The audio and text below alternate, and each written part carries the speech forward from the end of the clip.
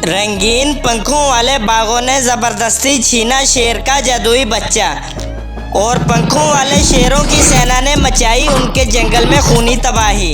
ऐसी इंटरेस्टिंग कहानियों को देखने के लिए हमारे साथ जुड़े रहिए। कुछ समय पहले की बात है कि एक जंगल में एक शंकर नामी शेर और इसकी पत्नी रीमा बड़ी खुशी से रहते थे। रीमा जो कि गर्भवती थी। जंगल के सभी जानवर अपने इस राजा के साथ बड़ी ही खुशी से रहते थे। एक दिन रीमा एक प्यारे से बच्चे को जन्म देती है। तब शेर और शेरनी अपने इस बच्चे के जन्मदिन की खुशी में सारे जानवरों को दावत पर बुलाते हैं। तब इसी समय शंकर की गुफा के पास कुछ रंगीन पंखों वाले बाघ उतरते हैं और उतरते ही बोलने लगते हैं, बधाई हो शंकर महाराज, आपके बेटे जैसा हजारों में नहीं बल्कि लाखों में एक है। अरे तुम कौन हो और मुझसे क्या चाहते हो? हम आसमानी दुनिया से आए हैं। हमारे महाराज वीरा ने तुम्हारे इस बच्चे का पूरा भविष्य देख लिया है।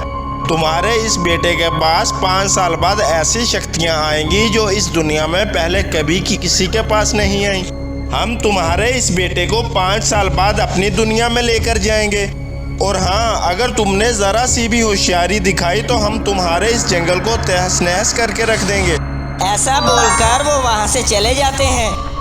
ये नहीं हो सकता शंकर, हम अपने बेटे को किसी को नहीं देंगे।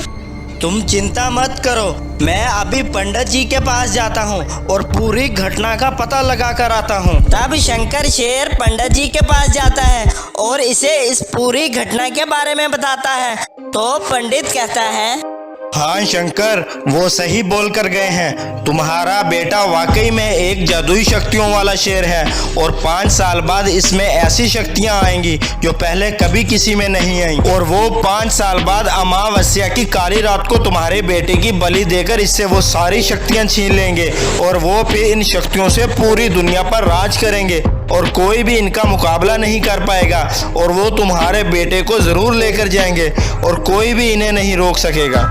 और आज पूरे 5 साल के बाद वो बाघ फिर से आते हैं और शंकर के बेटे को अपने साथ जबरदस्ती लेकर चले जाते हैं और शंकर चाहते हुए भी इनका कुछ नहीं कर पाता। अब शंकर और इसकी पत्नी बड़े परेशान हो जाते हैं। इन्हें समझ नहीं आ रहा था कि वो क्या करें। तभी वहाँ पर एक रंगीन पैंथर उतरता है और कहता है, अरे शंकर, मैं तुम्हारी सारी परेशानी जानता हूँ। तुम्हारे जंगल के साथ एक दूसरा जंगल है, इसमें एक जादुई घर है। इस घर से जो कोई मन्नत मांगता है इसकी मन्नत ज़रूर पूरी होती है। ये सुनकर शंकर भागता हुआ जाता है और उसी जंगल में पहुँच जाता है और सीढ़ी की मदद से उस जादुई घर में दाखिल हो जाता है। ऐ जादुई घर, मैं बड़ी परेशानी में हूँ। वो पंखों वाले बाघ मेरे बेटे को ज़बरदस्ती उठा ले गए हैं। कल अमावस्या की रात है, वो मेरे बेटे की बलि दे देंगे, इसलिए मेरी मदद करें। मैं हर हाल में अपने बेटे को वापस लाना चाहता हूँ। इतना बोलकर शंकर जब बाहर निकलता है तो देखते हैं कि रंगीन शेरों की सेना पूरी तैयारी के साथ अपने पंख फैलाए खड़ी है और शंकर को भी जादुई पंख लग जाते हैं। ये देखकर शंकर बहुत खुश हो जाता है और वो अपनी इस सेना को साथ लेकर इनकी जादुई दुनिया को निकल पड़ते हैं। आज इस जादुई शेर का हमारे पास आखिरी दिन है। कल हम अमावस्या की काली रात को इस शेर को मारकर इसकी सारी शक्तियां छीन लेंगे और हम फिर पूरी दुनिया पर राज करेंगे। वीरा बाघ अभी ये सब बोल ही रहा था कि शंकर शेर अपनी सेना के साथ इसके पास पहुंच जाता है। अरे वीरा, तुमने मुझे बहुत दुख दिए हैं। अब तुम और तुम्हारी सेना की खैर नहीं, मैं तुम सबको जिंदा नहीं छोड़ूंगा। तब शंकर शेर और इसकी सेना वीरा की सेना पर हमला कर देते हैं। इनके दरमियान बहुत ही खूंखार लड़ाई शुरू हो जाती है। आखिर वीरा और इसकी सेना शंकर के सामने टिक नहीं पाते और शंकर और उसकी सेना के सामने घुटने टेक देते हैं। और फिर शंकर अपने बेटे को साथ लेकर वापस अपने जंगल में आ जाता है और अपनी पत्नी और बेटे के साथ फिर से जंगल में खुशी खुशी रहने लगता है। वीडियो को लाइक करें और चैनल को सब्सक्राइब करें और घंटी का निशान को दबाएं ताकि मेरी हर नई आने वाली वीडियो की नोटिफिकेशन आपको सबसे पहले मिले। कुछ समय पहले एक जंगल में एक रानी नामी मादा गोरिल्ला रहती थी। वो जंगल में अकेली इधर उधर घूमती रहती थी। जंगल का कोई भी जानवर इससे दोस्ती नहीं करता था। एक दिन रानी को भालू, हिरन और हाथी मिलते हैं। अरे दोस्त, कैसे हो और कहाँ जा रहे हो? क्या मैं भी तुम्हारे साथ चलूं? हा हा हा हा, क्या तुम हमारे साथ चलोगी? तुम तो बहुत ही बदसूरत हो। तुम हमारे साथ दोस्ती नहीं कर सकती। तुम्हारी बातों ने मुझे बहुत ही दुखी कर दिया है। ओहो, अच्छा तो तुम्हें बुरा लग गया। तो यहाँ से चलती बनो ना, यहाँ क्यों खड़ी हो फिर? इस तरह कहते हुए रानी वहाँ से चली जाती है। अरे इसमें मेरी क्या गलती है? मेरे काले रंग और बड़े आकार को देखकर सब मेरा मजाक उड़ाते हैं और कोई भी मुझसे दोस्ती नहीं करता। इस तरह से वो सोचती हुई जा रही थी कि इसे रास्ते में शेरनी और इसके 2 बच्चे दिखाई देते हैं। तो शेरनी रानी से कहती है, दोस्त, क्या तुम मेरी छोटी सी मदद करोगे? तुमने मुझे अपना दोस्त कहा तो मैं इससे बहुत खुश हो गई हूँ। बताओ दोस्त, मैं तुम्हारी क्या मदद कर सकती हूँ?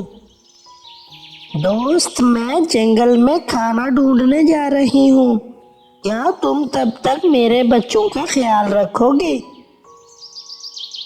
हाँ हाँ, क्यों नहीं। मैं तुम्हारे बच्चों का बड़े अच्छे से ख्याल रखूंगी। तुम निश्चित होकर यहाँ से जाओ। बच्चों, यहीं रुकना, मैं तुरंत वापस आ जाऊंगी। इस तरह बोलकर शेरनी खाना लेने के लिए चली जाती है और वहां जाकर शिकार करते हुए वो एक तालाब में गिर जाती है और बाहर नहीं निकल पाती। थोड़ी देर तक वो बाहर ना निकलने की वजह से वहीं मर जाती है। बहुत देर तक जब शेरनी वापस नहीं आती तो रानी और इसके बच्चे बहुत ज्यादा परेशान हो जाते हैं। अब तक हमारी माँ क्यों नहीं आई? मुझे तो बहुत डर लग रहा है। माँ को क्या हो गया होगा? अरे बच्चों, डरो नहीं, तुम्हारी माँ जल्द ही वापस आ जाएगी। हमको चलकर उन्हें ढूंढना चाहिए।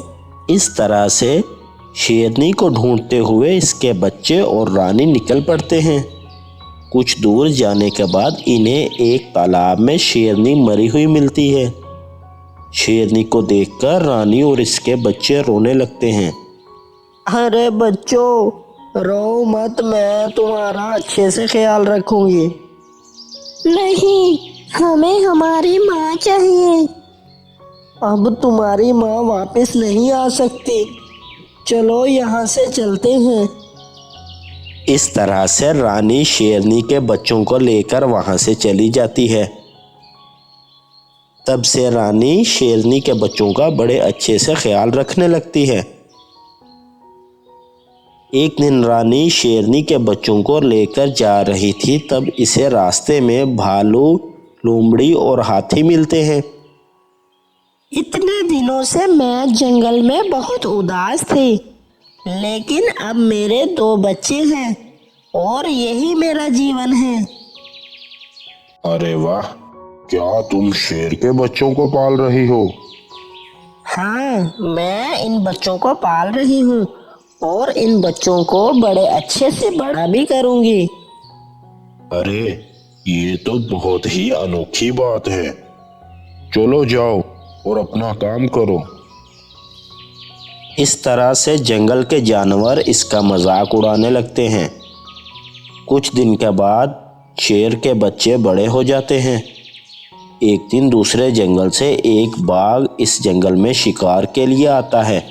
वहाँ वो भालू, लोमड़ी और हाथी को देखकर इन पर हमला कर देता है। तभी शेर के वो दोनों बच्चे इस बाघ को आकर रोक लेते हैं। अरे बच्चों, मेरे रास्ते से हट जाओ, वरना तुम्हारी खैर नहीं। यहाँ से अभी वापस चले जाओ, वरना तुम्हारी भी खैर नहीं। हट जाओ मेरे रास्ते से।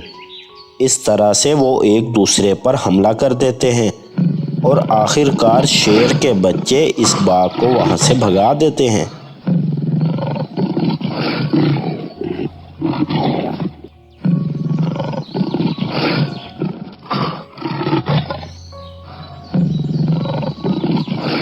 तब लोमड़ी कहती है, हमें बचाने के लिए बड़ा धन्यवाद आपका। आपको हमारा धन्यवाद कहने की कोई ज़रूरत नहीं। अगर आपको धन्यवाद कहना है तो आप हमारी माँ का धन्यवाद कीजिए।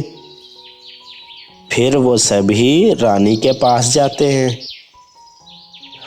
अरे दोस्त, हमें माफ कर दो। हमने तुम्हारा बहुत मजाक उड़ाया, लेकिन तुमने फिर भी शेर के बच्चों को पाला। आज उन्होंने हमारी जान बचाई है। आज से हम सब मिलकर रहेंगे। इस तरह से वो सब मिलकर रहने लगते हैं। इस कहानी से हमें क्या सीख मिलती है? हमें किसी का भी इसके रंग रूप की वजह से मजाक नहीं उड़ाना चाहिए, बल्कि एक दूसरे की मुसीबत में मदद करनी चाहिए। वीडियो को लाइक करें और चैनल को सब्सक्राइब करें और घंटी का निशान को दबाएं ताकि मेरी हर नई आने वाली वीडियो की नोटिफिकेशन आपको सबसे पहले मिले।